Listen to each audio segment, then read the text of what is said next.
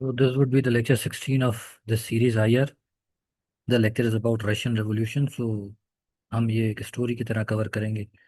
So this Russian Revolution will also help in European history और European studies. Background लेते हैं Russia का, which used to be an empire, Russian empire. तो उसका जो ruler होता था, he used to be called tsar. ऐसे भी लिख सकते हैं और ऐसे भी लिख सकते हैं, ठीक है. तो इसमें कंफ्यूज नहीं होना है, सेम थिंग है. वहाँ पे एक ऑटोक्रेटिक गवर्नमेंट थी. Autocratic means rule by elite class. और उस डायनेस्टी का नाम था रोमनोव डायनेस्टी, ठीक है. 1894 से शुरू होता है. सो ही वो जार निकोलस टू, जो 1894 के टाइम पे एक ऑटोक्रेट था, who was the ruler of this Russian empire. War campaign का भी ये खुद पर्सनल चार्ज इसके पास ही था, इस जार के पास. तो he was not ready for modernisation of the empire, right. उस वक्त क्या होता है कि इंडस्ट्रियलाइजेशन में डेक्लाइन होती है रशियन एम्पायर में. सिक्योरिटी चैलेंजेस को भी मीट नहीं कर सकता, हर जगह पे उसने जंग खोली हुई होती है.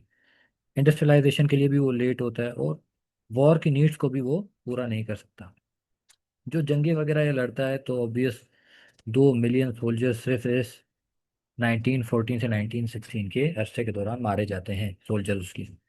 फिर सोसाइटी का जो सोशल फैब्रिक है इसी वजह से डिस्टर्ब होता जाता है कि क्लास रिफॉर्मेशन मूवमेंट राइज होना शुरू हो जाती है.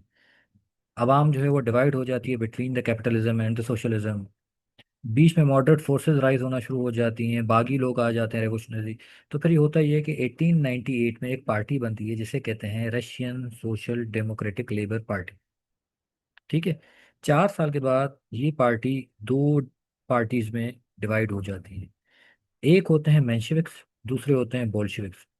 मेंशेविक्स वो कैपिटलिस्ट क्लास होते हैं जो कहते हैं कि फ्री मार्केट इकोनॉमी होनी चाहिए, government should not intervene in the market, business class controlled हो, फ्यूडल क्लास का कंट्रोल हो, इंडस्ट्रियलिज्म हो, और मॉडरेट टाइप के लोग इसमें होने चाहिए. बोल्शेविक्स कहते हैं नहीं जी, स्टेट का कंट्रोल ज़्यादा होना चाहिए. सोशलिस्ट क्लास, जो आम तबका होता है, peasants, farmer with no land rights, वो बागी लोग, वो बोल्शेविक्स पार्टी का पार्ट बन जाते हैं. तो party divide into two. Tsar Nicholas जो होता है वो ऑब्वियस एक प्रो कैपिटलिस्ट होता है, तो वो क्या करता है, बोल्शेविक्स को बैन कर देता है, और उसकी जो लीडरशिप होती है उसे जला वतन या एग्जाइल में मुल्क से बाहर निकाल देता है, और उनके ऊपर बैन लगा देता है कि वो इस एम्पायर के अंदर आ नहीं सकते. 1904 में रशिया और जापान की वार लग जाती है. जापान ऑब्वियस पैसिफिक ओशन में है, और Japan was itself a bigger empire. Japan का मिलिट्री इंडस्ट्रियल कॉम्प्लेक्स जो था वो स्ट्रांग था, तो Japan intervene in Chinese civil war. तो रशिया ने कहा कि मैं भी इसमें टेक पार्ट कर लेता हूँ. तो tsar Nicholas, what tsar Nicholas did, कि उसने जो कैपिटलिस्ट थे, he obvious tsar was pro capitalist, तो उसने चाइनीज सिविल वॉर के अंदर सपोर्ट की अपोजिंग पार्टी को, दोज हु वर कैपिटलिस्ट, ठीक है. और एंटी जापान गया. Obvious there was a war in China. So जो आपके कैपिटलिस्ट थे, they were supported by tsar, and Japan जो था उसकी बाकी क्लास को सपोर्ट कर रहा था. Russian generals were not in favour. वो नहीं चाहते थे कि ये जंग हो, क्योंकि उन्हें पता था कि वैसे ही हालात बहुत ज़्यादा ख़राब हैं. They were not ready to fight against Japan, जिसके पास एक ह्यूज नेवल फोर्स थी, ठीक है. तो होता ये कि जार निकोलस इसमें बुरी तरह हार जाता है, और फिर एक ट्रीटी साइन होती है जिसे कहते हैं ट्रीटी ऑफ पोर्ट्समाउथ 1905 में. अब गुस्सा भी होता है रशियन एम्पायर को, महंगाई भी हो जाती है, सोशल फैब्रिक भी डिस्टर्ब हो रहा होता है. फार्मर्स राइज होना शुरू हो जाते हैं. फार्मर के बीच में एक मितनी क्रिएट हो जाती है कि we need to change the system, कि इतने हालात ख़राब हैं रशियन एम्पायर के. लोकल पॉपुलेशन की ये जो गुस्सा होता है. सो होता ये कि जो प्रोटेस्टर होते हैं धरना दे देते हैं जार की जो पैलेस होती है, घर पेट्रोग्रेड जिसे कहते हैं, वहाँ पे. तो जार की जो रॉयल फोर्सेस होती हैं, जिन्हें कॉसैक कैवेलरी कहा जाता है, वो 20,000 लोगों को मार देते हैं. 20,000 जो प्रोटेस्टर्स होते हैं वो मारे जाते हैं, तो एक पॉलिटिकल फिशर कायम हो जाता है. अब वो कहते हैं कि अभी सिस्टम जो है सारा ख़त्म किया जाए, ना फ्यूडल सिस्टम हो, और लैंड ओनरशिप गरीब लोगों को दी जाए. ये सिस्टम देख के जो रेडिकल लोग होते हैं वो भी स्ट्रांग होते जाते हैं. तो वो एक रिफॉर्म ले आता है. वो कहता है कि दूमा बना देते हैं। Duma is a name of a parliament जिसमें लोगों की रिप्रेजेंटेशन होगी। बट ऑब्वियस एक ऑटोक्रेट गवर्नमेंट थी तो वो they Duma use to be ineffective. लोगों के अंदर एक सोशल एंड इकोनॉमिक डिसकंटेंट हो जाता है क्योंकि लैंड की डिस्ट्रीब्यूशन का इशू होता है, फ्यूडल सोसाइटी होती है और इंडस्ट्रियलाइजेशन नहीं हो रही होती। सो अब चीज़ें कुछ इस तरह से होती हैं कि सर्बियन नेशनलिस्ट होते हैं जो कि ऑस्ट्रो हंगरी के एम्पायर को, जो उसको आर्क ड्यूक फ्रैंक फर्डिनेंड जो नेक्स्ट प्रिंस होता है, उसको सर्बिया की गवर्नमेंट मार देती है। राइट। और फिर बदले में क्या करते हैं सर्बियन, जार से सपोर्ट मांगते हैं कि आप हमें सपोर्ट करें बिकॉज ऑस्ट्रो हंगरी का प्रिंस हमने मार दिया है और Germany is supporting Austro Hungary. ठीक है। जार को मना किया जाता है कि आपके अपने मुल्क के हालात ठीक हैं, so you should know go with war. ठीक है। लेकिन वो कहता है कि जी नहीं, I will go for the war, और ये फिर वॉर के लिए चला जाता है। जब वो वॉर के लिए चला जाता है तो जार की वाइफ होती है एलेक्जेंड्रिया। राइट। एलेक्जेंड्रिया को इस रास्पुटिन नाम के बंदे से मिलवाया जाता है जो अपने आप को एक हेल्थ स्पेशलिस्ट समझाता है, बुजुर्ग टाइप और हेल्थ स्पेशलिस्ट समझता है। वो एलेक्जेंड्रिया को बड़ा इम्प्रेस करता है जो कि जार की वाइफ होती है। जब जार जाता है जंग के लिए तो वो अपनी वाइफ को इंचार्ज बना देता है इस सारी रशियन एम्पायर का, क्योंकि जार ज्वाइन कर लेता है सर्बिया को। अब रेस्पुटिन और अलेक्जेंड्रिया के बीच में इलिजिटिमेट अफेयर्स होते हैं। तो वो रेस्पुटिन अलेक्जेंड्रिया को इन्फ्लुएंस करता है, सारा डिसीजन मेकिंग प्रोसेस जो होता है उस बॉर्डर स्पेन को डिफीट होती जाती है। तो वुमेन्स जो होती हैं, जो प्रोटेस्टर होती हैं, वो फिर जार की पैलेस पेट्रोग्रेड के बाहर अपना एहतजाज लेके बैठ जाती हैं। तो फिर उन्हें फोर्सफुली फिर रॉयल फोर्सेस के थ्रू सप्रेस किया जाता है। अलेक्जेंड्रिया क्या करती है, अपने वॉलेंस की रेजिमेंट जो होती है रॉयल फोर्सेस की, उन्हें ऑर्डर करती है कि आप इन्हें क्रश कर दें। ठीक है। लेकिन वो डिनाई कर देते हैं और अलेक्जेंड्रिया के अगेंस्ट हो जाते हैं और गद्दारी करते हैं, म्यूटनी क्रिएट कर देते हैं कि we are not going to crush any one any protestant. So जो दूमा मेंबर्स होते हैं, जो पार्लियामेंट इन्होंने बनाई होती है, उन्होंने एक प्रोविजनल गवर्नमेंट बनाई हुई होती है वहाँ पे। जार जैसे ही वॉर से वापस आता है तो वो इस दूमा को डिसॉल्व कर देता है और एक टेम्पररी कमेटी बना देता है। कहता है कि अब जब तक अगली गवर्नमेंट बने तो मैं एक पेट्रोग्रेड सोवियत बना देता हूँ कमेटी जो कि इस सारे मैटर्स को डील करेगी। ऑब्वियस एलेक्जेंडर केरेंस्की जो पब्लिक का फेवरेट होता है उसे फिर सोवियत का एग्जेक्टिव अपॉइंट कर दिया जाता है। जार कहता है कि लोगों का हमने हमदर्दी जीतनी है, तो पब्लिक फेवरेट को अपॉइंट कर दिया जाता है। वो फिर जाके प्रोटेस्टर से मिलता है और कहता है आप जो भी धरना है वो आप ख़त्म कर दें जब तक नेक्स्ट इलेक्शन हो।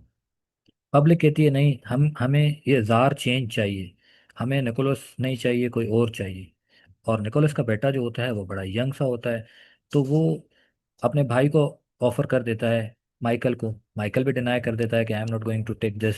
फिर जार का रूल इस तरह से एंड हो जाता है। प्रोटेस्टर जो होते हैं इस पब्लिक फेवरेट को कहते हैं कि जो बोल्शेविक्स की लीडरशिप थी बाहर, जिन्हें एग्जाइल में भेज दिया गया था, उसे वापस लेके आओ। सो लेनिन आ जाता है। ठीक है। सब लेनिन जब वापस आता है तो वो कहता है रोटी कपड़ा और मकान, पीस लैंड एंड ब्रेड, इसी तरह का एक नारा वो लगा देता है। अब ये जो पब्लिक फेवरेट एलेक्जेंडर होता है वो कमांडर इन चीफ अपॉइंट करता है इस पॉल मेलेनकोफ को। ठीक है। जब पॉल मेलेनकोफ को अपॉइंट करता है तो फिर वो पॉल मेलेनकोफ क्या करता है कि वॉर टिल विक्ट्री की पॉलिसी अनाउंस कर देता है। आपको पता होगा कि वॉर के अगेंस्ट ही वहाँ की पब्लिक थी और ये अगेन फिर वॉर वाली चीज़ वापस ले आता है। तो फिर अगेन फूड शॉर्टेजेस और फिर वही हैवी डिफीट्स का इनको सामना करना पड़ जाता है। दोबारा से वही डेमोन्स्ट्रेशन एंड प्रोटेस्ट शुरू हो जाते हैं। इस बार उनको एक लीडरशिप मिल जाती है लेनिन की। अलेक्जेंडर फिर बहुत कोशिश करता है कि बोल्शेविक्स को स्क्रू किया जाए। ठीक है। लेकिन वो फेल हो जाता है क्योंकि उनको एक लीडरशिप भी मिल जाती है और वो स्ट्रांग होते जाते हैं। अलेक्जेंडर मजबूर होकर क्या करता है, न्यू प्राइम मिनिस्टर इंस्टॉल कर देता है, प्राइम मिनिस्टर लिवोव। और फिर ट्रॉट्स्की जो होता है उसे कमांडर इन चीफ बना दिया जाता है। अब होता ये कि ये ट्रॉट्स्की और प्रिंस लिवोव ये दोनों ऑपोजिट साइड के होते हैं। लिवोव मेंशेविक होता है, कैपिटलिस्ट क्लास का प्रो होता है, और ट्रॉट्सकी होता है वो बोल्शेविक होता है। अब अब होता ये कि अलेक्जेंडर जो था पब्लिक फेवरेट, जिसने लिवोव को एज अ पीएम लगाया था, जो कि प्रो था, कैपिटलिस्ट था, मेंशेविक था, वो इस शर्त पे लगाता है कि उसे पीएम तो मैं बना दूंगा, लेकिन उसने लेनिन को दोबारा एग्जाइल में फेंकना होगा। तो वो क्या करता है, ऐसा ही करता है, अपने कमांडर इन चीफ को, जो कि अपोजिट साइड होता है, मतलब बोल्शेविक होता है, उसको एतमाद में लिए बगैर लेनिन को बाहर भेज देता है। सो इस ट्रॉट्सकी को बड़ा गुस्सा होता है। अगेन वही प्रोटेस्ट शुरू हो जाते हैं कि भाई लेनिन को वापस ले आओ, लेनिन को वापस ले आओ। लेवोव क्या करता है, कहता है कि मैंने अपने कमांडर इन चीफ को ऑर्डर दिया कि वो इन प्रोटेस्टर, जो प्रोटेस्टर हैं, एहतजाज करें, उन्हें क्रश कर दिया जाए, लेकिन कमांडर इन चीफ ने तो अपना बदला लेना होता है। तो वो क्या करता है, अपना बदला लेता है, और क्या करता है, पब्लिक की डिमांड के ऊपर लेनिन को वापस ले आता है, और प्राइम मिनिस्टर का कंसेंट नहीं लेता अपना बदला लेने के लिए। लेकिन प्रोटेस्टर जो होते हैं उनसे एक प्रॉमिस लेता है कि आप लोग खून रेजी नहीं करोगे, there will be no any blood path, लेकिन आप इलेक्शन में पार्टिसिपेट करोगे, फ्री एंड फेयर इलेक्शन होंगे, आप लोग पार्टिसिपेट करना, फिर जो जीते। लिवोफ क्या करता है, अपनी पर्सनल पुलिस को यूज करता है अगेंस्ट द प्रोटेस्टर, और खून बहाना शुरू कर देता है। राइट। जबकि जो प्रोटेस्टर होते हैं वो बड़ा पीसफुली उसकी डिमांड पे जा रहे होते हैं, ट्रॉट्सकी की, कमांडर इन चीफ की। कमांडर इन चीफ फिर क्या करता है, वो पीछे हट जाता है, वो कहता है कि ठीक है, अब भले आपको प्रोटेस्टर खुद मीट करेंगे, आप जाने और प्रोटेस्टर जाने। सो यूएसएसआर के अंदर 1917 में लेनिन रेवोल्यूशन लेके आ जाता है। लेनिन कहता है कि एक लेजिटिमेट अथॉरिटी होनी चाहिए इलेक्शन के थ्रू, लेकिन उसे बहुत बड़ी डिफीट मिलती है। क्यों? क्योंकि उसके अगेंस्ट भी यूएस और German backed anti Bolsheviks party होती है। लेनिन उन इलेक्शन को रिजेक्ट कर देता है और अपनी डिक्टेटरशिप अनाउंस कर देता है। जैसे ही अपनी डिक्टेटरशिप अनाउंस करता है तो ऑब्वियस सोवियत के अंदर एक सिविल वॉर लग जाती है, जिसमें बोल्शेविक्स होते हैं, जिन्हें ट्रॉट्सकी जो कमांडर इन चीफ होता है वो लीड कर रहा होता है, जो कि प्रो लेनिन होते हैं। और दूसरी वाइट आर्मी होती है, जो पहले के मेंशेविक्स थे, जिन्हें जर्मनी और यूएस सपोर्ट करता है। लेकिन ये रेड आर्मी जीत जाती है, और फॉर्मली लेनिन जो होता है वो अपनी विक्ट्री अनाउंस करता है, और रशियन एम्पायर को यूएसएसआर का नाम दे देता है, जिसे कहते हैं union of Soviet socialist Republic, या फिर सोवियत यूनियन। और इसी तरह यूएसएसआर एक कम्युनिस्ट एम्पायर बन जाती है। फिर कुछ पॉलिसीज ये कम्युनिस्ट एम्पायर ले आती है उस टाइम पे। पहली पॉलिसी का नाम होता है कॉम एंट्रन। कॉम एंट्रन का मतलब है कम्युनिज्म इंटरनेशनल। ये एक सेमी इंडिपेंडेंट वैनगार्ड मूवमेंट होती है, जो कि कम्युनिज्म को इंटरनेशनल लेवल पे प्रमोट करती है। दूसरी होती है कम्युनिज्म इकोनॉमी, कॉम इकॉन, जो कम्युनिस्ट इकोनॉमी का सिस्टम है उसे प्रमोट करने के लिए होती है। तीसरा होता है कॉम इन्फॉर्म, कम्युनिज्म इंफॉर्मेशन, जो कम्युनिज्म का जो नैरेटिव है उसे दुनिया में प्रमोट करना, कि कम्युनिज्म का प्रमोट बाकी स्टेट्स में करना, कि वो कम्युनिज्म को एम्ब्रेस करें। सो इंडिपेंडेंट काउंसिल बनाई जाती है, जो कि मदर कंट्री यूएसएसआर के अंडर ऑपरेट करती है। इनका काम स्प्रेड और प्रमोट करना communism to rule the world, कि हमारी एक ideological expansion of communism under those three thing, Comintern, Comecon and Cominform. फिर जो विलिंग स्टेट होगी उन्हें यूएसएसआर सपोर्ट करता है। बट होता यह कि 1924 में लेनिन की डेथ हो जाती है। जैसे ही लेनिन की डेथ होती है तो जोसेफ स्टालिन पावर में आ जाता है, the next premier of USSR. तो पहला था लेनिन, देन कम्स स्टालिन। ठीक। अब ऑब्वियस, जब ये स्टालिन कैसे पावर में आता है कि लेनिन और ट्रॉट्सकी के बीच में थोड़ा सा इन कॉमेंट्रन पॉलिसी के ऊपर डिफरेंस आता है। स्टालिन उस वैक्यूम को फिल करता है और पावर में आ जाता है। स्टालिन अपने प्लान्स लेके आता है, 5 ईयर्स प्लान, कि हमारी इंडस्ट्री को बूम करना है, मिलिट्री इंडस्ट्रियल कॉम्प्लेक्स को बूम करना है।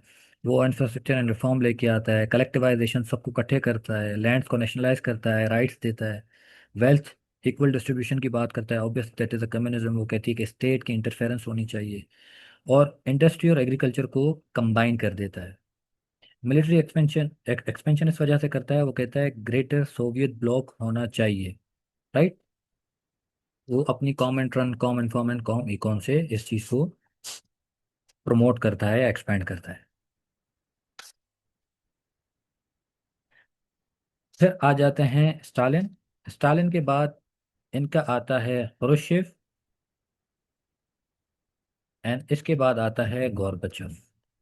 तो दीज ये होते हैं आपके 1991 तक, अनलेस यूएसएसआर रहती है तो ये सोवियत प्रीमियर्स कहलाते हैं। सोवियत प्रीमियर्स 1991 में सोवियत डिसमेंबर हो जाती है और बाकी न्यू कंट्रीज बन जाते हैं, और USSR turn to be Russia बन जाता है।